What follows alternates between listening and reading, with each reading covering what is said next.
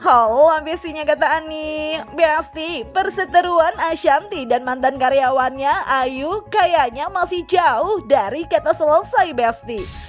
Bermula dari dugaan penggelapan dana perusahaan yang diduga dilakukan Ayu, di mana nominalnya hingga mencapai 2 miliar rupiah. Ayu yang kini tengah dalam tahanan Polres Tangsel terus mengupayakan damai dengan kubu Ashanty. Melalui kuasa hukumnya, kubu Ayu mengadakan pertemuan dengan kuasa hukum Ashanty Besti. Lalu, apakah kesepakatan damai akan bisa didapatkan Ayu? Atau justru hanya penerimaan permohonan maaf Ayu, namun proses hukum tetap lanjut? Kami datang kemari itu atas undangan Bang Atta sebenarnya. Bukan undangan kita, Bang. Oh bukan. Kan bukan kita nggak ngundang.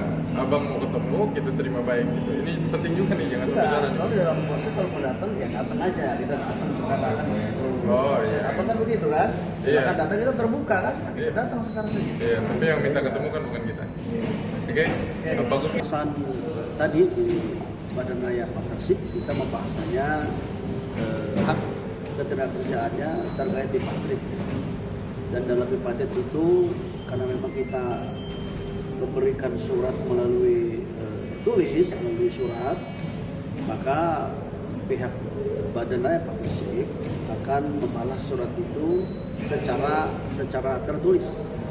Ya, pembahasannya, materinya semua, muatan isi jawaban dari bipatrit itu akan dituangkan secara tertulis dan akan dikirimkan setelah pertemuan ini. Jadi pembahasannya harus seputar agenda yang pokok itu terkait bipatrit, karena itu yang agendanya yang kita terkait silaturahmi atau agenda untuk menjelaskan bagaimana nanti ada hak kemanusiaan terhadap Ayu terkait hak ketenagakerjaan dibahas itu. Nah, untuk silaturahmi ini alhamdulillah dari tim Pak Mangata dan rekan-rekan menyambut kami silaturahmi ini yang baik. Saya kira untuk pembahasan yang lain kita belum masuk ke ranah situ. Insya Allah nanti kedepannya mungkin ada komunikasi. Untuk agenda perdamaian, karena gugatannya sudah berjalan, laporan sudah berjalan, jadi kita sepakati untuk perdamaian nanti ketika setelah sidang di Pengadilan Negeri Tangkang pembahasan lebih lanjut terkait perdamaian, negosiasi, penyelesaiannya nanti setelah ada gugatan ketemu dalam sidang gugatan baru kita ketemu pembahasan terkait perdamaian. Kan Ayu sudah mengakui ya bahwa memang Ayu salah, dan itu kita hormati. Kita juga memberikan apresiasi kepada Ayu yang secara gentleman ya mengakui dia itu salah, kemudian dia bertanggung jawab secara pidana, bertanggung jawab juga secara sosial. Kalau dibilang meminta maaf ya ada perdamaian, tentunya kan ada saling maafkan, kemudian baru dibuatkan perdamaian, baru disebut laporan. Tapi itu masih dalam tahap negosiasi. Kita mungkin akan ketemu setelah nanti ada ketemu di gugatan perdamaian. Tetap akan menjalankan proses hukum yang sudah kita laporkan dan yang sedang kami dilaporkan. Jadi kami tetap mengawal itu sebagai penasihat hukum dan kuasa hukum baik di pidana maupun perdata yang mereka ajukan. Sebelum pertemuan ini kami pasti memberitahukan ke klien, dan klien kami mengarahkan beberapa pertemuan untuk diserahkan ke kami secara profesional. Jadi hasil pertemuan ini kami laporkan ke klien kami, baik pesan-pesan yang tidak bisa kami ungkap di sini maupun yang sudah kami ungkapkan juga ke rekan-rekan media. Kalau titik temu pastinya kami harus sampaikan ke klien dulu. Yang jelas kami betul-betul menegaskan soal ketenagakerjaan tadi, dan poin-poin kami tetap pada laporan-laporan kami. Cuma memang ada titik pesan dari para pihak Bu Ayu yang kami belum bisa disclose di sini, yang akan kami sampaikan ke klien. Belum sampai ke tahap perdamaian, apakah mungkin karena hal tersebut terjadi lantaran Ayu yang sebelumnya begitu ngotot dan malah membuat laporan terhadap Ashanty? Terlebih ia pun mengaku telah diintimidasi cenah. Padahal ia pun juga mengakui kesalahannya terkait dugaan penggelapan dana perusahaan tersebut. Terlebih menurut Ashanty, bahkan cicilan yang katanya mau dilakukan pun tak juga terlaksana sama sekali. Di sisi lain, keluarga Ayu yang telah mengunjungi Ayu sekaligus menjalani pemeriksaan terkait kasus Ayu beberapa waktu lalu justru membongkar fakta yang cukup mengejutkan, di mana di luar permohonan maafnya kepada Ashanty, sang ibu menyebut kalau Ayu diduga dimanfaatkan oleh sang suami yang tak bekerja selama 8 tahun. Hingga Ayu yang menjadi tulang punggung. Dan gak cuma itu aja Besti, ternyata melalui keluarga Ayu mengaku kalau ia pun membiayai renovasi rumah adiknya. Apakah ini alasan Ayu ketika ditanya Ashanty uangnya buat apa ia memilih bungkam Besti? Terlebih dari pengakuan orang tuanya, kini hubungan Ayu dan sang suami pun tengah pisah ranjang Besti. Nah itu dulu aku lupa berapa tahun yang lalu aku dikenalkan oleh almarhum kakak iparnya yang kerja sama saya, dan almarhum kakak iparnya itu baik banget gitu. Jadi pada saat minta tolong masukin si mbak ini, aku tidak melihat background dia sekolahnya apa, dia lulusan apa. Aku memang biasa di perusahaan tuh nggak terlalu melihat hal-hal tersebut. Walaupun saya sekolah gitu ya, tapi bagi saya ya orang boleh berkesempatan untuk bisa bekerja walaupun dia cuma lulusan apa atau apa gitu ya. Dari mulai dulu saya lupa apa tadi, packing ya? Packing, admin, baru udah megang beberapa. Itu pun dia megang finance itu baru beberapa tahun, dan bukan baru beberapa 2000 pas COVID ya? Iya, 2021 2022. Setelah orang finance-nya udah lama banget itu keluar gitu. Jadi karena udah mau jaga ibunya ya waktu itu keluar, jadi dia udah 10 tahun sama kita. Nah karena waktu itu saya pikir nyari orang lagi atau orang yang udah ada ya, yang memang udah tahu biasa ngebantuin sih orang finance kita yang lama gitu. Ya udah akhirnya dia, tapi dia nggak tahu apa-apa tentang keuangan pribadi saya. Dia nggak megang keuangan pribadi saya, tuh orangnya beda. Yang megang keuangan ke rumah saya juga beda. Dia, mbaknya itu hanya megang kerjaan-kerjaan yang pada saat COVID sebenarnya udah saya tutup beberapa, karena skincare aku kan salah satu produknya itu dari luar. Pada saat COVID nggak bisa masuk, jadi setelah 10 kita dari 2010 jualan, di 2020 kita tutup. Tapi masih ada beberapa yang dipegang sama mbaknya gitu. Jadi itu awal perkenalan oleh beliau. Aku pun datang ke rumahnya waktu saat kakak iparnya yang meninggal yang kerja sama aku. Aku kenal sama keluarga suaminya gitu. Jadi kedekatan anaknya pun pernah menjadi ada di videonya Arsya gitu kan, pernah. Jadi kita ya memang deket ya. Aku dari dulu memang kalau sama karyawan ya lumayan deket. Makanya ini ada yang dilapor-laporin sama beliau, ada Pak Haris sudah 15 tahun, Pak Tony udah 10 tahun, dan ya, kalau Mbak Fida dan lain-lain kalian udah kenal ya. Kalau mau tahu kronologi kejadian yang sebenarnya, ini sebenarnya makanya aku bilang kayak kemarin dari pihak legal, udahlah Bun, nggak usah preskon, udah maksudnya ya kan kita menempuh jalur hukum. Sebenarnya buat apa gitu kita preskon? Tapi menurut aku yang dia bahas sudah bukan ke substansi kasus, sudah bukan permasalahan yang Mbak ngambil aja gitu kan. Mbak di mana-mana ada bilang hilaf, ada bilang macam-macam ya kan, udah terbukti juga gitu. Dan nanti biar pihak kepolisian yang menangani ya, nggak usah kita gitu. Jadi saya ceritain dulu, pada bulan Mei habis Lebaran ini tepatnya. Ini kasus yang pertama dulu ya, karena banyak nih laporan saya ke beliau. Tahun ini, tahun 2025 ya Bang ya, itu ada uang di satu rekening tiba-tiba lenyap 800 juta. Habis 800 juta, 2 bulan setelahnya 500 juta gitu. Setengah miliar ya, setengah miliar biar lebih seru dengarnya. Nah, ini saya buka di sini, sebenarnya saya nggak mau buka. Beliau menuduh bahwa yang mengambil uang tersebut adalah suami saya, Mas Ana Hermansyah. Tapi kalau cerita ini masih mau ingat kejadiannya. Akhirnya saya berantem sama Mas Anang hari itu. Oh belum. Dia menuduh bahwa Mas Haris sama Bunda yang ngambil tuh Mas Anang uangnya katanya. Atas perintah Mas Anang. Ada selisih uang. Ada atas perintah Mas Anang. Saat itu Mas Anang masih berdarah-darah, kepalanya habis apa? Tanam rambut. Jadi begitu saya mau ngamuk, ngeliat dia berdarah-darah lagi kesakitan tuh kayak saya yang salah sih, karena kan kita istri kadang-kadang harus tahu momen tanam rambut ya, harus tahu momen juga kan, walaupun itu uang besar ya. Saya udah bilang, Riz, saya nggak tahan ini, saya tidur sama dia nggak tahu apa-apa, tapi saya nggak mau ngomong gitu. Aku bilang, tahan dulu bun, ya bilang. Akhirnya hari kebesokannya, jadi ada 3 hari jeda, terus aku bilang, Riz, ini yang salah siapa ya?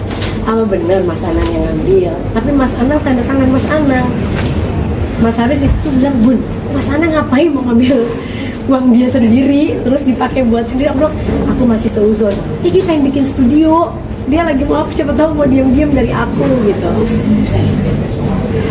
Terus akhirnya 3 hari itu, di saat saya punya setengah kecurigaan ke suami saya sendiri dan setengah curiga ke dia.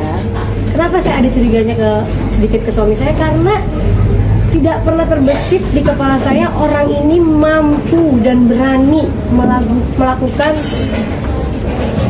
tindakan separah itu. Ya, ini baru di satu tempat nih, belum yang lain. Gak pernah terpikir gitu. Gak mungkin gitu kan, orang gak ada potongan kayak gitu. Tapi juga kalau nuduh suami juga, ya saat itu saya bingung banget lah. Kalau memang saat itu saya seperti yang dituduhkan suka merampas atau suka main hakim sendiri, kira-kira menurut Mbak sama Mas, dari ketahuan dia melakukan pemalsuan itu, saya lakukan nggak hari itu juga harusnya? Ngapain saya harus nunggu terbukti benar-benar bersalah? Saya pasti kan curiga. Ini buka aja deh, cari tahu deh di alat di ininya dia gitu, cari tahu aja kalau benar dia apa enggak. Tapi tidak saya lakukan karena saya tahu hukum dan saya tahu bahwa ada asas praduga tak bersalah, belum tentu dia, kan bisa jadi juga orang lain. Akhirnya satu malam setelah 3 hari berlalu, dan itu salah saya juga, akhirnya beliau mungkin banyak menghilangkan banyak barang bukti. Ada punya 3 hari tuh beliau ya, untuk wah gue udah dicurigain nih, tapi kayaknya Bunda masih belum notice. Hari H saya masih ngopi sama dia di Plaza Senayan, nggak saya marahin, nggak saya omelin, nggak saya biasa aja, cuma Mbak beneran nggak sih kamu disuruh bapak? Iya Bun, dengan muka polos gitu ya. Saya ya adalah. Dan dari situ dari PS saya nonton konser sama sahabat saya Mariska dan Aurel. Dia pulang sama Mas Haris karena kita habis meeting. Dia pulang sama Mas Haris ke sini. Setelah dia pulang ke sini, saya lagi nonton konser yang udah bertahun-tahun saya idam-idamkan. Pernah gagal sekali nonton konser Boyz II Men datang. Itu pas Boyz II Men datang lagi, saya nggak mau sia-siain. Baru 2 lagu, Mas Haris telepon, Bun udah ketahuan malingnya. Untung kan Bunda nggak ngamuk ke bapak. Itu saya, Mariska sampai megang saya karena gemeter tuh, saya kayak orang mau jatuh. Aurel bilang Bunda pulang gitu. Akhirnya tim YouTube saya, Mariska sama tim YouTube, kan saya kalau pergi kemana-mana bukannya keroyokan ya, emang saya suka orangnya rame. Kalau orang yang tahu kita, aku pergi tim YouTube pasti ada 4-5 orang, ada yang IG, ada asisten, ada apa. Pulanglah kita, pulang, Lumiere udah tutup. Kata Mas Haris, Bun, aku pindah ke depan ke kantor bapak karena Lumiere udah tutup, kasihan anak-anak kan besok masuk pagi lagi. Oke, kita ke kantor depan ya Bang. Kita ke kantor depan. Beliau bilang diintimidasi oleh 10 orang. Kita udah kasih juga ke kepolisian CCTV-nya 10 orang itu. Jadi datanglah saya, Mariska sama tim-tim saya, kucuk-kucuk. Saya bilang kalian di bawah ya, saya mau naik. Jadi yang naik ke lantai 3 apa 4 itu ya? Studio. Ke lantai 3 ya? Lantai 2. Yang naik ke lantai 2 itu hanya saya, disusul Mas Anang, masih perban berdarah-darah itu dari apartemen kalau dia nggak ikut nonton konser. Lalu ada Mas Haris sama Pak Tony. Sahabat saya Mariska nunggu di depan pintu. Tim-tim saya semua ya di bawah, Mbak Vida di bawah apa, jadi nggak ada yang ngerubutin dia 10 orang tuh, tidak ada. Nah, lagi-lagi saya bilang ke dia, Mbak, kamu udah ngaku sekarang. Terus ya saya pasti bilang, kok kamu tega banget gitu. Dia cuma diam, tidak menangis, tidak ada setetes air mata pun, tidak ada penyesalan apapun. Buat apa uangnya Mbak? saya masih berpikiran, adakah keluarga kamu yang sakit? Karena aku belum tahu dia ada di yang lain nih, belum tahu yang rekening-rekening lain, baru yang kebukti kan satu. Besok orang ngambil uang sebesar 500 juta itu kan bisa buat, aduh ada yang kena sakit apa, operasi apa atau apa, supaya saya masih punya hati untuk dia gitu. Buat apa ada yang sakit? Enggak. Oke, enggak. Orang tua kamu ada punya utang atau masalah? Enggak. Muka dingin gitu bisa nggak diintimidasi? Itu satu. Sekarang dia mau melaporkan aku ya. Ya aku tinggal datang ke polisi jelasin. Tinggal polisi yang menentukan berjalan apa enggak laporan yang dia lapor. Jadi saya sebagai warga negara akan taat juga kalau nanti dipanggil. Mereka bilang mau kasih term ya buat mencicil yang tidak dilakukan sepeser. Penahanannya sudah turun dan sudah ditandatangani oleh Pak Kasat. Per kapan? Per kemarin. Apa yang dilakukan kalau boleh tahu, Bu? Mengakui kesalahan, mengakui adanya dugaan penggelapan itu, Bu, apa gimana? Iya. Ada alasannya nggak dari Mbak Ayu sendiri kenapa sampai ada kejadian? Adanya bahwa Ayu ini dengan kebutuhan sebagai tulang punggung, jadi Ayu hilaf untuk menggunakan beberapa uang yang dia kuasai pada saat itu sebagai finance, dan akhirnya kehilafan tersebut menjadikan suatu kebutuhan sebetulnya.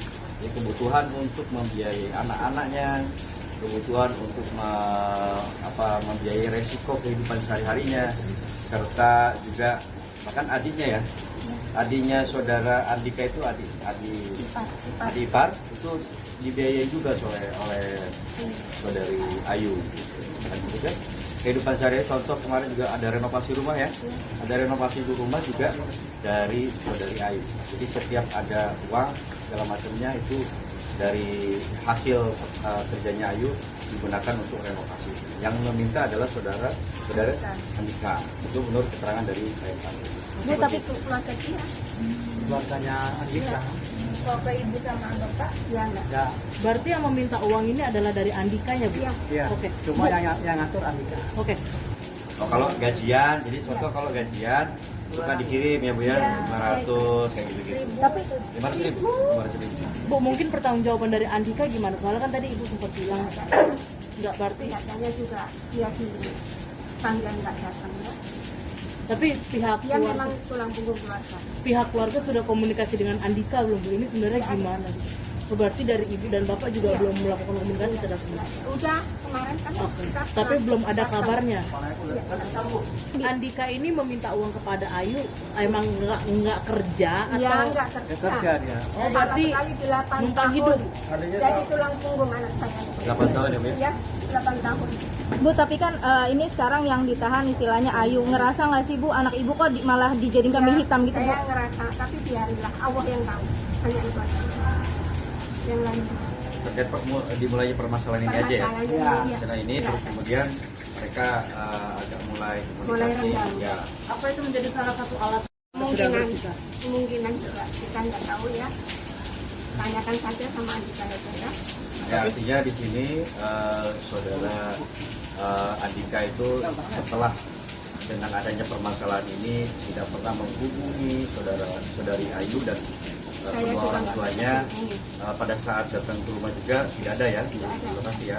Bahkan pada saat datang ke tempatnya kantor Lumiere ya, Di apa? Di Andika. ke sana.